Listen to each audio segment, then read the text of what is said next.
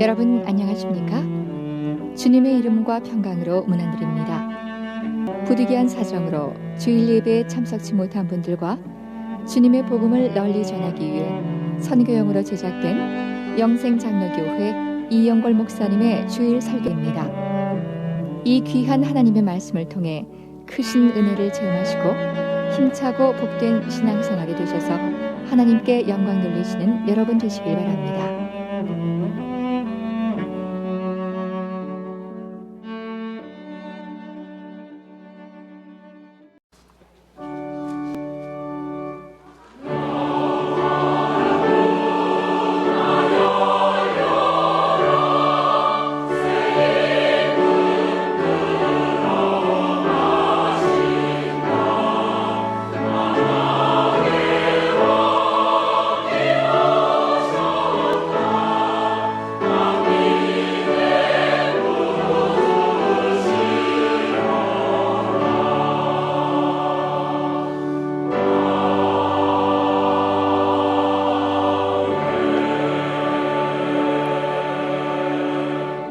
할렐루야. 여호와의 이름을 찬송하라. 여호와의 종들아 찬송하라. 여호와의 집 우리 하나님의 전정에 섰는 너희여 여호와를 찬송하라.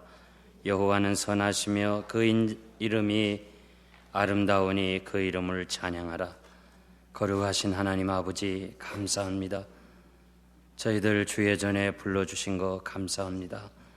아무 공로 없고 행한 것 없고 하나님 보시기에 허물밖에 없는 저희들, 이 시간 사유하심이 하나님께 있사오니 우리들의 모든 허물과 죄악을 용서하시고 우리가 드리는 예배를 통해서 하나님이 영광을 받아 주시옵소서.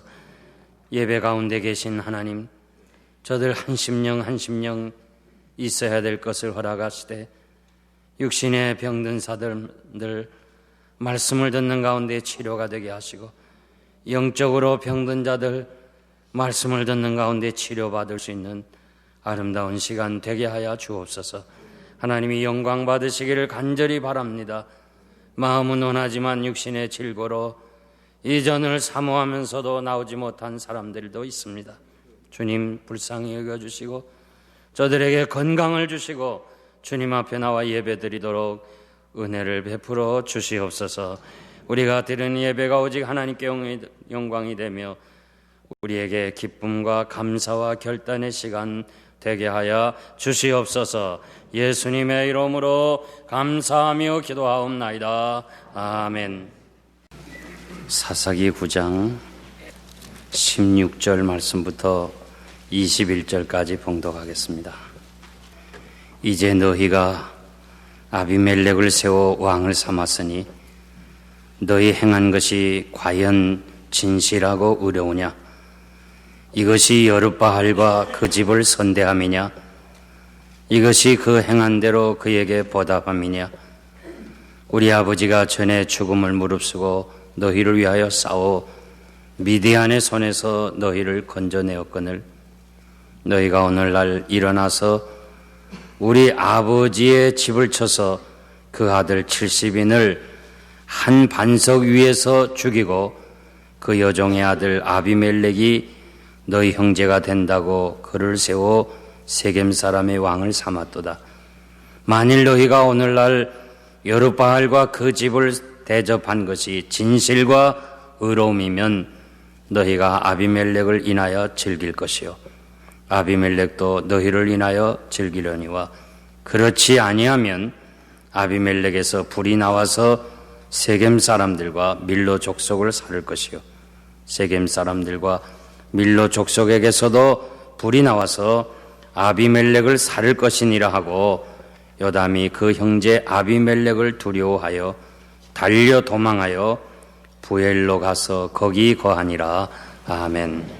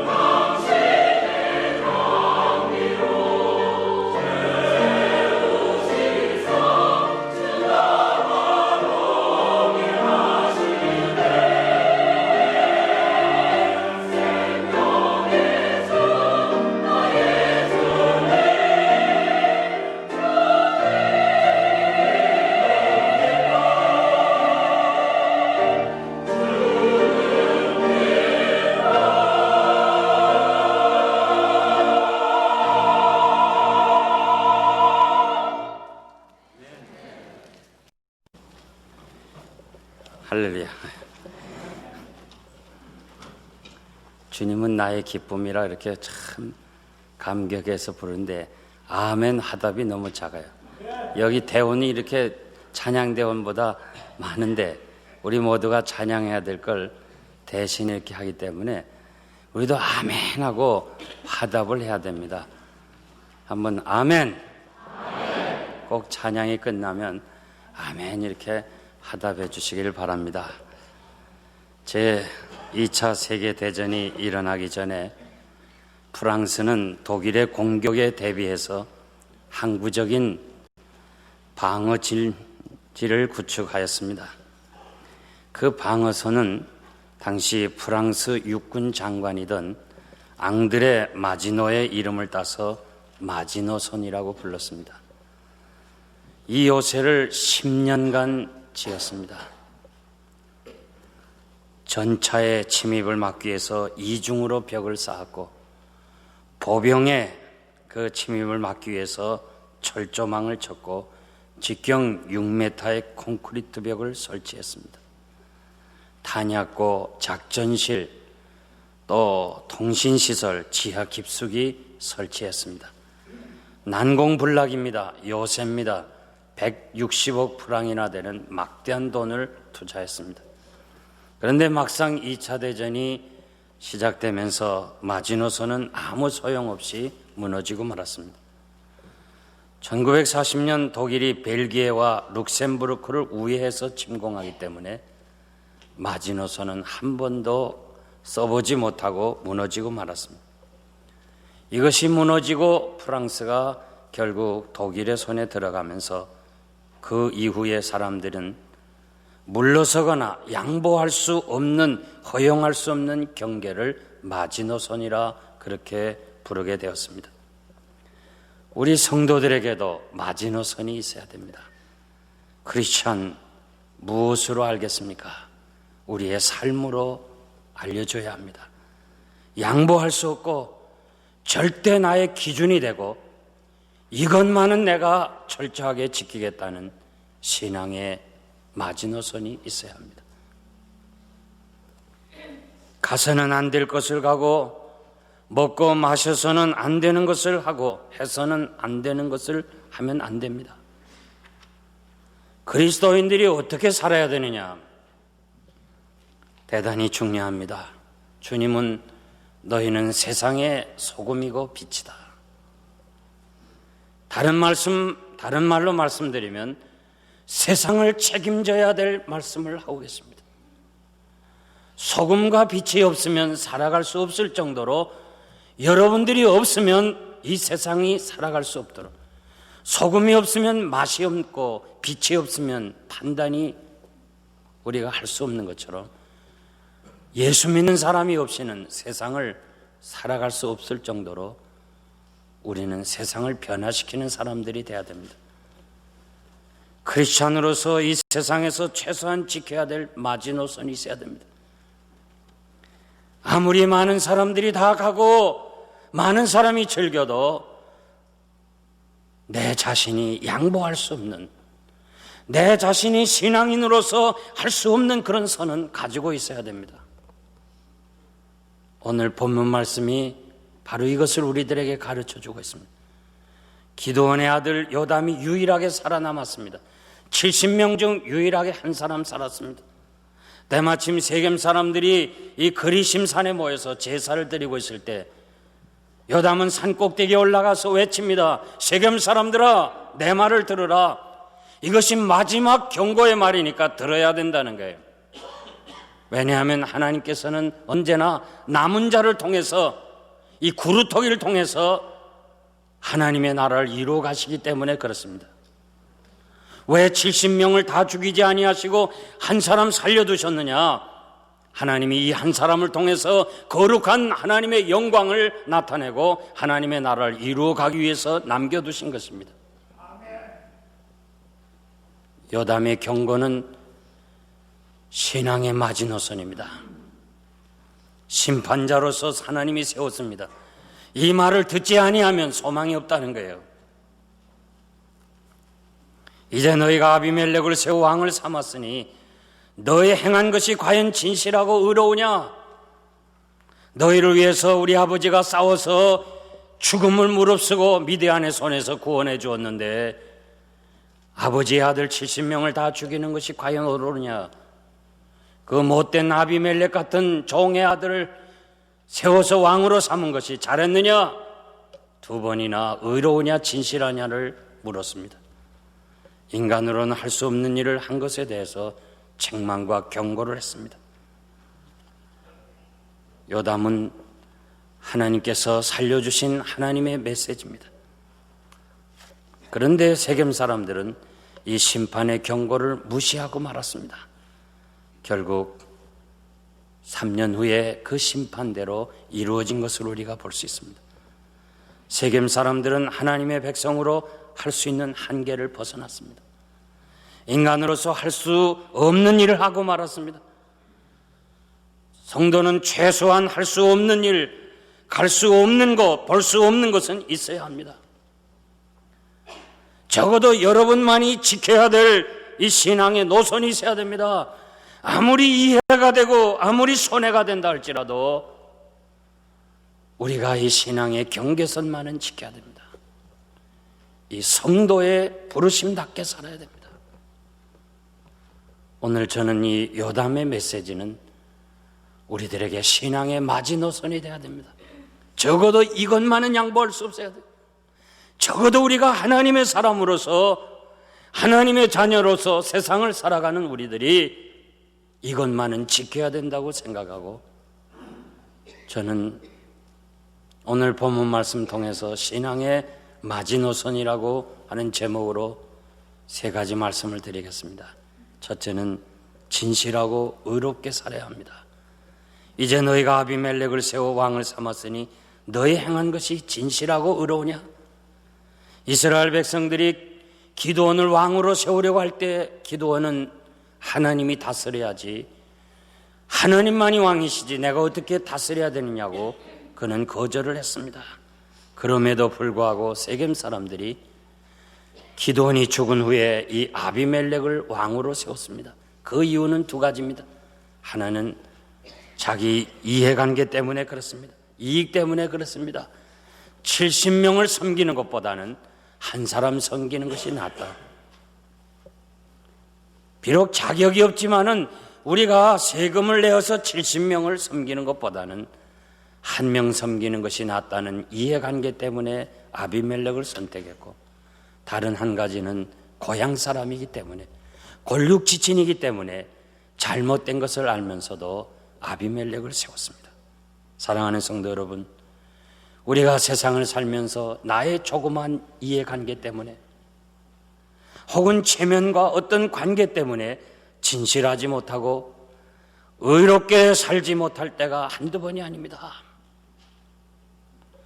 하나님 앞에서 우리가 오늘 예배를 드린 의로운 행위를 했다면 우리가 이제 이 세상에 나가서 사람들과의 진실하게 살아가야 됩니다. 사람들에게 진실하지 못하면 하나님 앞에서도 의롭지를 못합니다. 국제투명성 기구라는 단체가 있는데 2001년 국가별로 정직성을 발표했습니다. 세계에서 가장 정직한 나라가 뉴질랜드라는 거예요. 제가 뉴질랜드에 한번 가보니까 상가에 사람이 없어요. 그리고 그냥 가격표만 있습니다. 자기가 가격표를 대로 돈을 지불하고 물건을 가져오면 돼요. 그리고 만약에 뭔가 물어야 될 것이 있으면 주인을 만나고 싶으면 종을 치라고 종을 하나 만들었어요. 그러니까 그 종을 막 치면 사람이 오는 거예요. 그래서 저는 좀 싸게 살려고 이 종을 쳤습니다. 종을 막 치니까 한참 있다가 사람이 와요. 마음만 나쁘게 먹으면 얼마든지 가져올 수 있어요. 아무도 없어요. 첫째가 뉴질랜드, 덴마크, 스웨덴, 핀란드, 그리고 우리가 살고 있는 미국은 16번째 정직하고 우리가 두고 온 한국은 42번째 정직한 나라예요. 10점 만점에 4.2를 받았어요. 제일 꽁지가 방글라데시입니다. 우리나라 선교 초기에 한국에 온 선교사님들이 선교 본부에 보고한 내용을 보면 한국 교인들은 믿음 생활 잘합니다. 새벽 기도에 주일 예배, 주일 저녁 예배, 수요일 예배, 금식 기도, 산 기도, 신앙생활은 열심히 하는데 그러나 한국 교회는 거짓말을 잘합니다. 그렇게 보고를 했어요. 이 보고는 지금도 유효하다고 생각해요. 믿음이 무엇입니까? 우리가 예배 드리는 것이 믿음입니까? 주여 하고 외쳐야 믿음입니까? 믿습니다 하고 해야 믿음입니까? 저 사람은 믿음이 가는데요, 신뢰한다는 말이에요. 거짓이 없다는 거예요. 거짓 없는 믿음을 가지라고 그랬습니다. 디모데후서 1장 5절 보면 바울과 디모데는 아버지와 아들처럼 참 가까이 지냈습니다. 이 가까이 지내는 바울이 그 디모데에게, 디모데야, 내 속에는 거짓 없는 믿음이 있구나. 여러분, 가까이 있는 사람들을 참 신뢰받기 어렵습니다. 이 가까이 있는 아내로부터, 남편으로부터, 그리고 성도들로부터 당신은 정말 거짓 없는 믿음의 사람이라고 인정을 받아야 돼요. 아멘입니까? 아멘입니까? 우리는 가까이 있는 사람부터 인정을 받아야 돼요. 요셉이 보디발의 아내의 유혹을 물리칠 때 아무도 없어요. 그러나 하나님이 보시기 때문에 하나님 앞에서 어떻게 득죄를 하겠냐 그 말. 보디발의 아내를 취하는 것이 아니고 하나님 앞에 죄 짓는 것으로 그렇게 살았습니다. 우리가 살고 있는 시대는 거짓이 편만합니다. 거짓말을 안 하고는 살아가기가 힘든 시대가 됐습니다. 그렇기 때문에 거짓말 안 하도록 우리는 날마다 자기를 절제해야 되고, 날마다 하나님 앞에 기도해야 되고, 날마다 내 자신을 훈련하지 않으면 안 돼요. 청교도 시절에 무명의 성도가 남긴 글을 보면, 주여, 내가 만일 이 입을 가지고 하나님을 찬양했다가 이 입술을 가지고 거짓말을 하게 되면 차라리 내 혀를 깨물게 해주세요. 청교도 시절에도 얼마나 진실하게 살아가는 것이 어려운 것인가를 우리가 알 수가 있습니다. 하나님 앞에서 끊임없이 노력해야 되고, 영원한 기도의 제목이 무엇입니까? 아버지여, 나로 하여금 진실하고 의롭게 살아가게 하옵소서. 내가 손해보더라도 좀 정직해야 됩니다. 정직하고 진실하게 살아가면 좀 어렵다 할지라도, 돈 많이 못 번다 할지라도 마음이 편할 것이고 단잠을 잘 것입니다. 거짓으로 번 돈은 오래가지 못합니다. 그리고 성도에게는 언제나 거짓은 드러나게 돼 있어요. 왜? 하나님이 거룩하신 분이기 때문에 숨길 수가 없는 거예요. 우리들은 각자가 있는 곳에서 하나님의 나라를 이루어가도록, 거룩하신 하나님의 나라를 이루어가도록 우리는 제사장적 직분을 가지고 사는 겁니다. 여러분들이 가는 곳에, 여러분들이 거하는 곳에, 여러분들이 만나는 그곳에서는 언제나 거룩하신 하나님이 영광을 받아야 될 사명자들입니다. 서양 속담에 하루를 행복하게 하려면 결혼을 하고, 1년을 행복하려면 새 집을 짓고, 일생을 행복하려면 진실하게 살라고 그랬습니다. 이 진실이 얼마나 우리에게 필요한 것인가를 얘기하고 있습니다. 시편 15편 1절 말씀 보니까, 여호와여, 주의 장막에 거할 자가 누굽니까? 주님이 거룩하신 시온산에 거할 사람이 누굽니까? 하나님이 대답합니다. 정직하게 행하며 그 마음의 진실을 말하는 자라.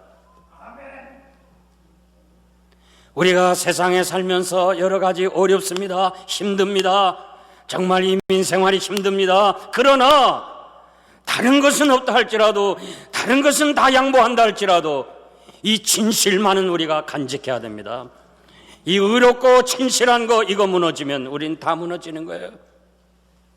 이 진실하고 의로운 것은 여러분들이 마지막 지켜야 할 신앙의 마지노선이라고 생각합니다. 리빙스톤이, 검은 대륙의 아버지로 불리우는 이 리빙스톤이 마지막 유언을 아이들아 진실하라, 그리고 세상을 떠났습니다. 여러분, 오늘처럼 이렇게 불의가 가득하고 거짓이 편만하고 이 죄악이 가득한 땅에서 나 혼자만이라도 하나님 앞에서 신전의식을 가지고 진실하고 의롭게 삶으로 인하여 나로 말미암아 하나님의 영광이 드러날 수 있는 하나님의 사람들이 되시기를 바랍니다. 두 번째는 은혜를 기억하고 살아야 합니다. 요담은 세겜 사람들에게 우리 아버지가 전에 죽음을 무릅쓰고 너희를 구해 주었는데 너희들이 이렇게 아버지의 아들 70명을 죽인 것이 은혜를 보답하는 것이냐? 이것이 선대한 것이냐? 저들의 잘못을 지적하고 책망하고 있습니다. 나는 요담이 얘기했다고 생각하지 않습니다. 하나님이 요담을 세워서 세겜 사람들에게 지적하는 하나님의 메시지였습니다. 은혜를 구하는 이는 많지만 은혜를 받은 다음에 기억하는 사람은 적습니다. 시편 103편 2절 보니까 내 영혼아 여호와를 송축하라, 내 영혼아 그 모든 은택을 잊지 말지어다. 다윗은 자기 영혼을 스스로 깨웁니다. 내 영혼아, 자기 자신을 향해 말해, 내 영혼아 하나님의 은혜를 잊지 말라. 그렇기 때문에 다윗은 사람의 은혜도 잊지 않았습니다. 사무엘하 9장에 보면 다윗은 천신만고 끝에 왕이 오릅니다. 그가 첫 번 왕이 오르고서 뭐라고 얘기합니까? 신하들에게 혹시 사울왕의 남은 자들이 있느냐? 그 가족 중에 남은 사람이 있느냐? 유일하게 혈육 사울의 손자 무비보셋, 요나단의 아들 무비보셋이 멀리 숨어서 그 어려운 가운데 있을 때 무비보셋을 데리고 올 때 무비보셋이 절름발이로서 벌벌 떱니다. 그리고 왕 앞에 살려달라고 그냥 무릎 꿇고 애원할 때 무비보셋아 무서워하지 마, 내가 너 아버지로 인하여 너에게 은혜를 베풀고 싶다. 사울왕으로 보면은 사울왕의 유일한 남은 손자, 정말 원수의 손자고 죽여야 마땅한 것이지만은 그러나 아버지 요나단을 통해서 보면 내 생명을 구해준 은인의 아들입니다. 그래서 다윗은 무비보셋아 너 할아버지 재산 너 다 가져라. 너는 나하고 평생 내 상에서 먹고 마시자. 너는 내 아들로 삼겠다. 여러분, 어느 각도에서 보느냐가 대단히 중요합니다. 어느 편에서 생각하느냐가 대단히 중요합니다. 주님이 나 위해서 십자가에서 대신 죽으시고 피 흘리시고 자신이 생명을 주고 나를 살려주셨는데 그 은혜의 시각에서 우리가 세상을 바라볼 때, 세상을 살아갈 때 어떻게 다시 죄를 짓냐 그 말이에요. 어떻게 우리가 이 세상에 다시 나가서 방황하고 살겠냐 그 말이에요. 어떻게 우리가 저 하나님 없는 오만한 자의 자리에 앉아서 같이 세상 사람들과 같이 즐기면서 살아갈 수 있냐 그 말이에요.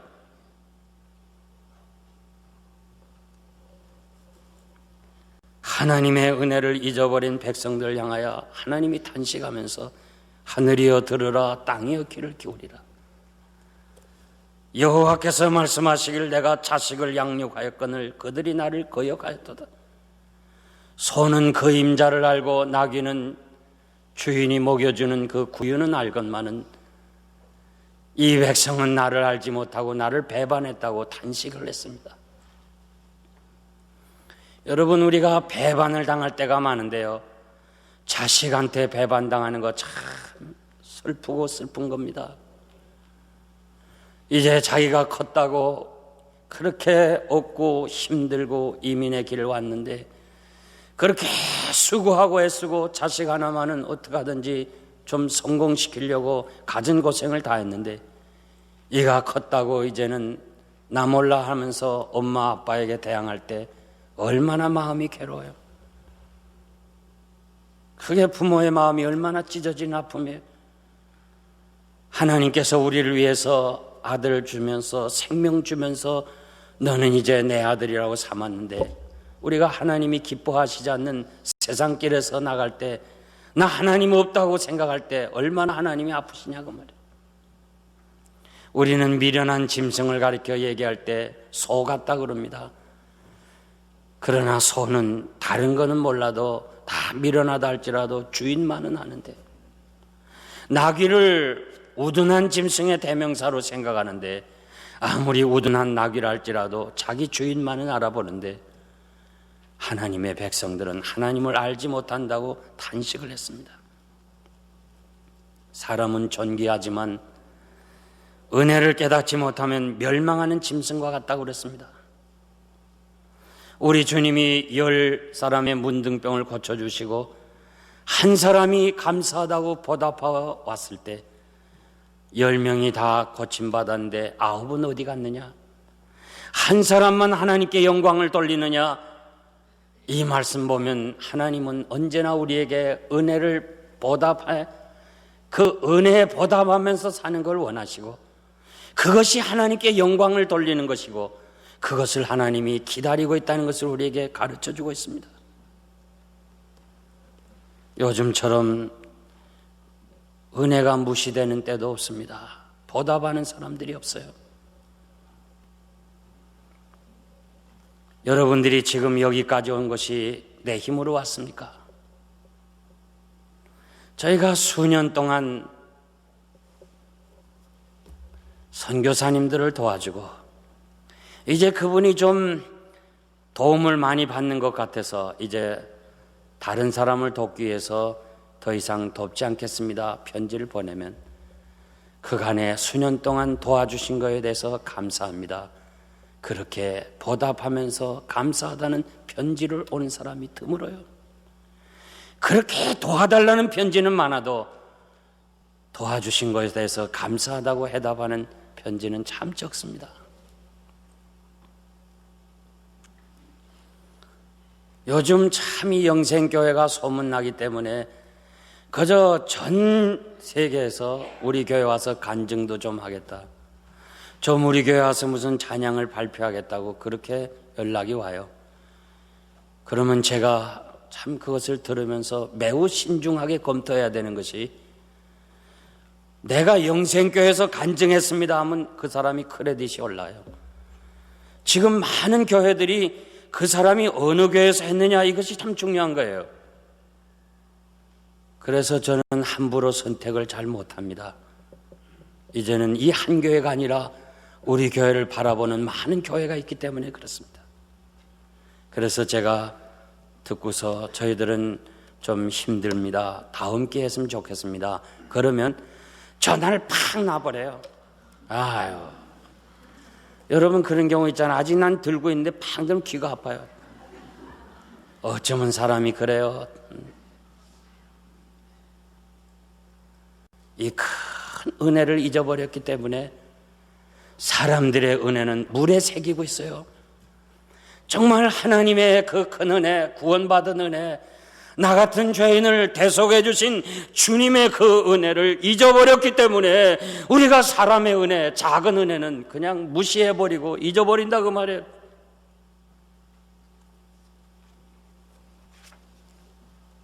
우리가 남을 도울 때도 기회를 놓치지 말고 은혜를 베풀어야 되지만, 도움받은 사람 그것을 잊지 말고 은혜를 보답하면서 살아야 돼요.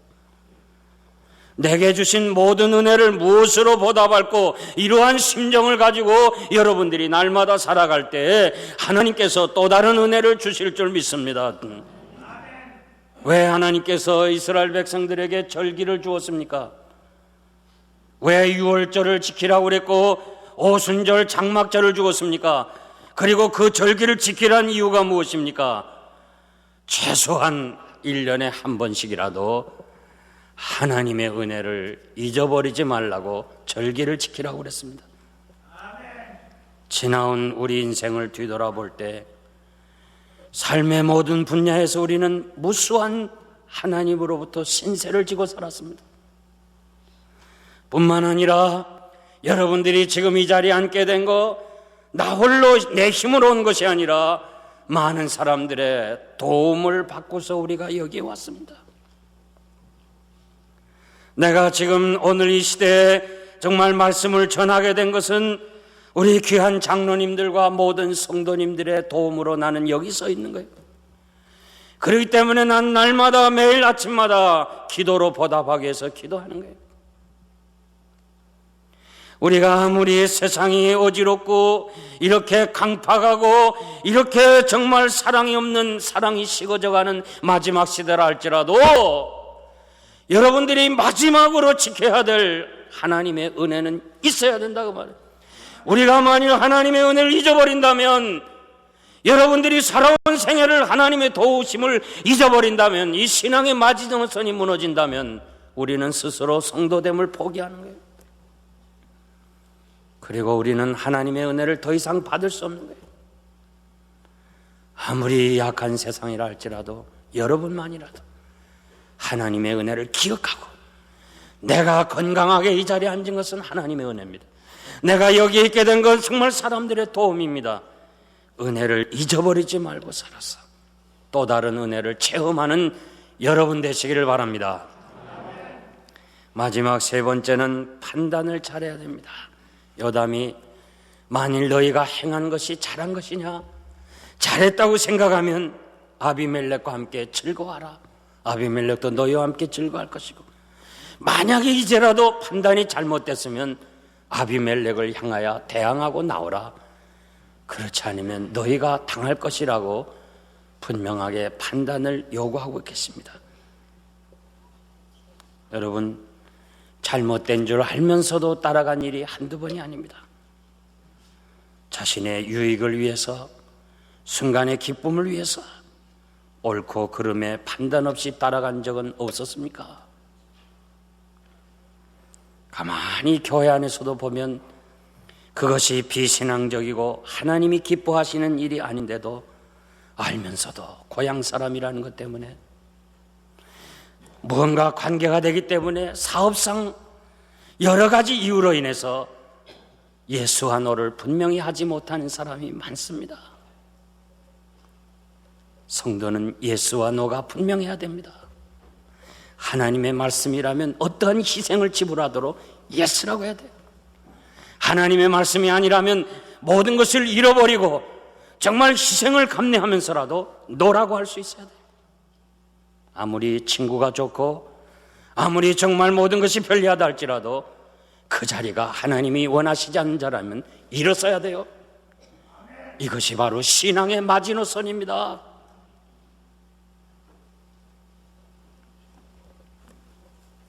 오늘 우리는 성공이라는 이 유혹 때문에 우리가 이것마저 다 양보할 수 없는 선마저 다 무너뜨렸어요.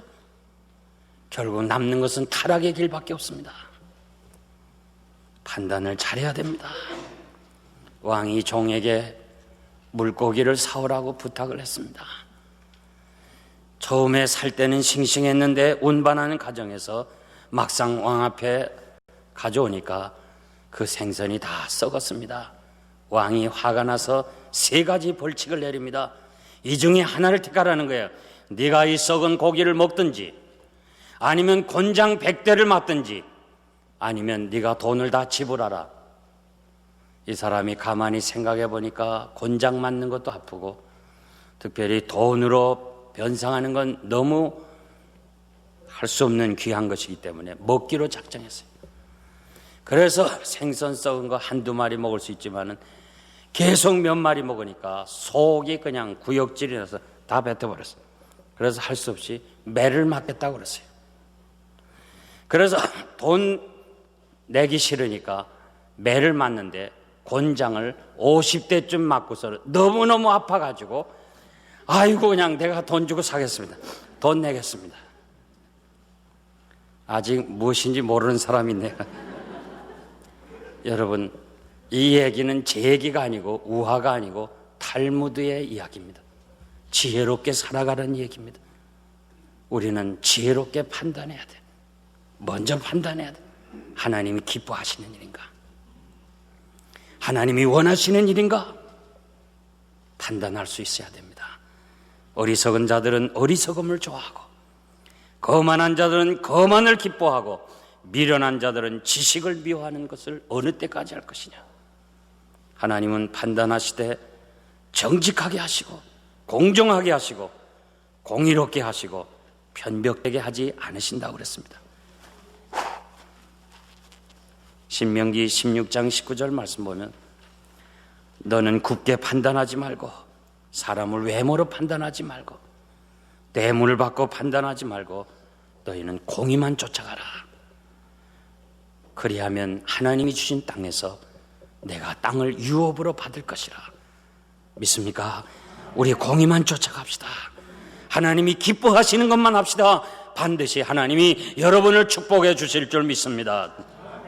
케네디가 대통령 취임식 때 프랑스의 드골 대통령이 취임을 축하하면서 당신은 세계에서 가장 큰 권세를 쥐고 있습니다. 당신의 결정에 의해서 세계의 운명이 좌우됩니다. 그렇지 않습니까? 지금 부시의 손에 세계의 운명이 좌우되잖아요. 당신은 수많은 지혜로운 보좌관들을 거느릴 것입니다. 당신이 무엇인가 결정할 때 조심하기를 바랍니다. 모든 보좌관 얘기를 다 들으시길 바랍니다. 그러나 판단할 때 잘해야지. 당신의 판단에 의해서 세계가 운명이 좌우되니까 당신이 무엇인가 결정할 때는 골방에 들어가십시오. 그리고 조용히 하나님께 기도하십시오. 그리고 하나님이 주시는 그 음성을 들으십시오. 하나님의 말씀에 입각해서 판단해 주십시오. 유명한 이야기 중에 하나입니다.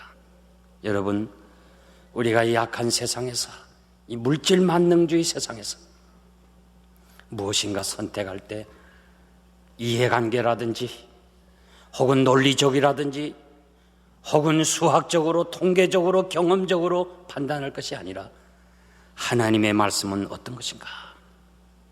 주님은 이렇게 하는 것을 기뻐하실까? 하나님이라면 원하실까? 우리가 하나님 앞에서 바르게 판단해야 됩니다.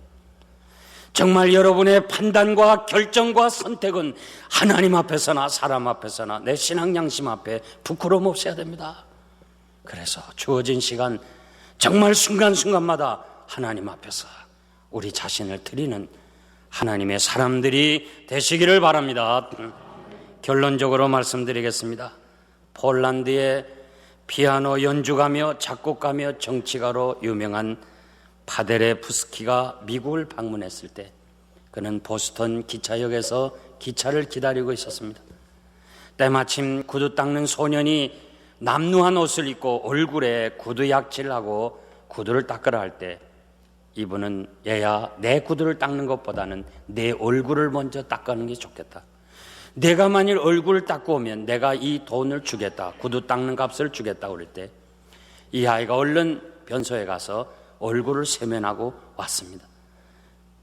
이분은 이 소년을 안아주면서 돈을 줬습니다. 이 소년이 안기면서 보니까 이 연주가가 긴 머리를 자랑하기 위해서 긴 머리를 했는데 거기다 모자를 썼는데 머리를 감지 않아서 머리가 너무 길고 더러워요. 아저씨, 이 돈으로 다시 아저씨 머리를 깎으세요. 그리고 돈을 줬어요. 이 페데레스크비티는 자기가 평생에 이 말을 잊을 수가 없다고 고백했습니다. 자기는 연주가로서 정말 긴 머리를 자랑하고 뽐내고 싶었는데 이것이 이 아이에게는 혐오감을 줬다는 거예요. 여러분, 우린 다른 사람의 결점은 그렇게도 잘 발견하고 지적할 줄 알면서도 내 자신에 대해서는 너무 관대합니다. 다른 사람의 것은 정말 받아들일 수 없는 바늘구멍만 그도 없으면서 내 것에 대해서는 너무 관대하지 않습니까? 오늘 우리는 요담이 경고하는 이야기를 들어야 됩니다. 우리가 이것을 메시지로 받아야 됩니다. 나는 지금까지 진실하고 의롭게 살아왔는지, 하나님의 은혜와 사람들의 은혜를 기억하고 보답하면서 살았는지, 내가 말하고 판단하고 따라가는 행위가 하나님 보시기에 바른 것인지 한번 여러분 깊이 생각하시길 바랍니다. 이제까지는 어떻게 살았든지 간에 앞으로는 무슨 이해관계라든지 혹은 무슨 고향 사람이라든지 사업상이라든지 이런 것에 관리하지 말고 하나님 말씀 따라서 이 말씀을 지키는, 이건 무너지면 모든 것 다 무너진다는 것을 기억하고 말씀대로 사는 여러분 되시기를 바랍니다. 내가 꺾은 6.25라는 짤막한 글을 봤는데요, 거기에 이렇게 기록되어 있습니다. 대구시가 빤히 내려다 보이는 능선에 우리 연대는 마지노선을 쳤습니다. 우리가 무너지면 대구, 부산은 함락될 것이고 그리고 대한민국은 없어질 것입니다. 이것이 마지막 마지노선입니다 외쳤던 지휘관의 그 외침을 나는 지금도 기억합니다. 그 글을 제가 읽어보았습니다. 여러분, 오늘의 요담의 외침은 신앙의 마지노선입니다. 오늘 성공이라는 이 유혹 때문에 우리는 이 마지노선을 무너뜨리고 세상 사람들과 똑같이 살아가요. 언젠가는 여러분 하나님 앞에 설 때 부끄럽게 서는 날이 올 것입니다.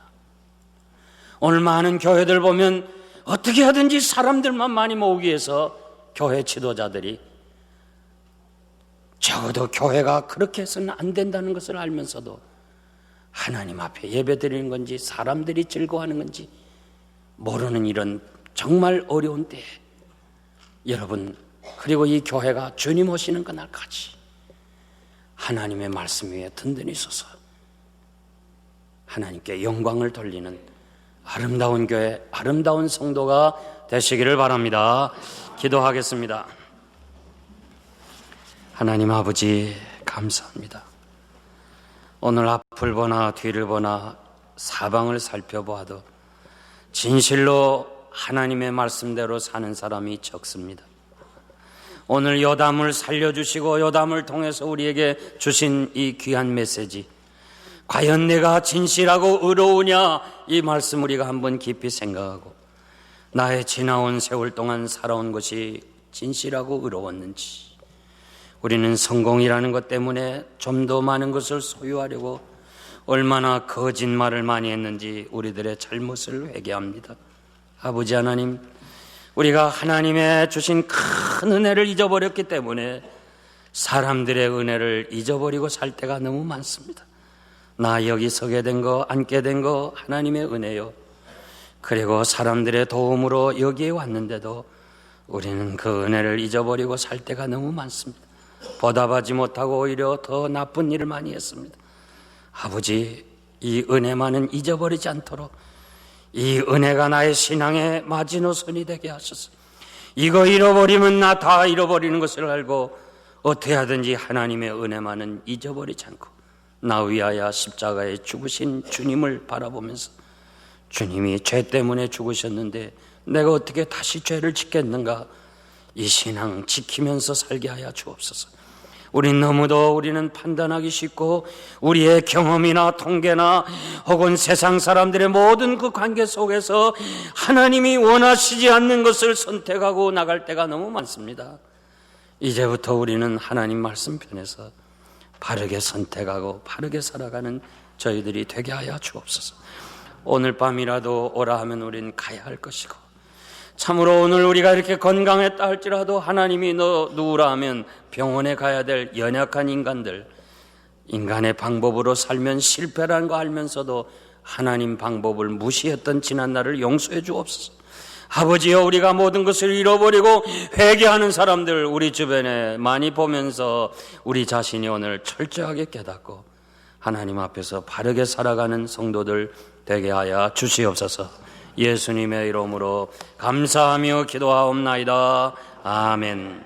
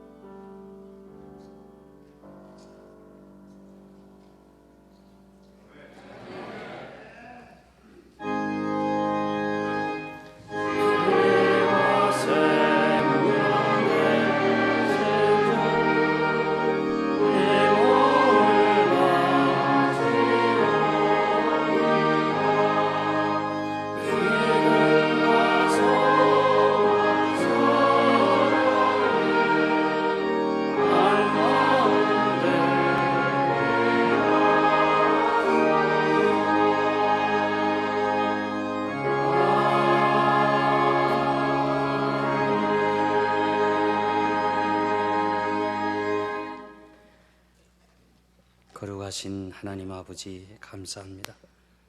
선한 목자가 되셔서 저희들 오늘까지 인도해 주심을 감사합니다. 남은 날도 하나님께서 인도해 주시고 특별히 하나님의 영광을 위해서 끝까지 헌신하고 충성하도록 영육간의 건강을 허락하여 주옵소서. 저희들 하나님 앞에 나가서 열심히 주신 그 은혜 안에서 우리가 얻은 수입의 열의 하나 10의 1조를 드립니다. 주일헌금을 드리고 감사헌금을 드리고 선교헌금, 구제헌금을 드렸습니다. 특별히 사랑하는 아들 오영선 군 처음으로 이제 대학을 졸업하고 취직해서 그가 주급을 받아 처음 열매 하나님 앞에 드립니다. 써니오의 장래를 하나님이 축복하시고 그 젊은이를 하나님이 축복하셔서 첫 열매를 받으신 것처럼 길이길이 하나님 앞에 크게 복을 받는 귀한 젊은이가 되게 하여 주옵소서.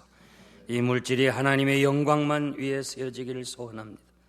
저들의 잔을 지켜주시고 기업을 지켜주시고 어렵고 힘든 여러 가지 경제적 상황이라 할지라도 하나님의 백성들에게 필요한 거 채워주실 줄 믿습니다. 가난한 자 없게 하시고 남을 도와주고 주의 사업에 많이 헌신하도록 물질의 복을 더하여 주실 줄 믿습니다. 하나님 영광 위에 쓰여지기를 간절히 소원하옵고 예수님의 이름으로 감사하며 기도하옵나이다. 아멘. 신자 되기 원합니다. 거룩하기 원합니다. 예수 닮기 원합니다. 진심으로 예수 닮기 원합니다. 지금은 우리 주님 예수 그리스도의 무한하신 은혜와 하나님 아버지의 극진하신 사랑하심과 성령님의 감화 감동 역사하심이 이 악하고 음란하고 어두운 세상에서 하나님의 사람으로서 하나님의 거룩함을 닮아가기를 소원하는 사랑하는 성도들 머리 위에 지금으로부터 영원토록 함께 있을지어다. 아멘.